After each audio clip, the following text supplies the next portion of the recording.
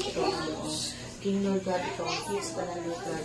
Agayati. Lord God, na kami kabagatigon sa adlaw ng alhan ng disiplin. Ang kanatagaan ka naman sa Diyos ng paglawas, Lord God.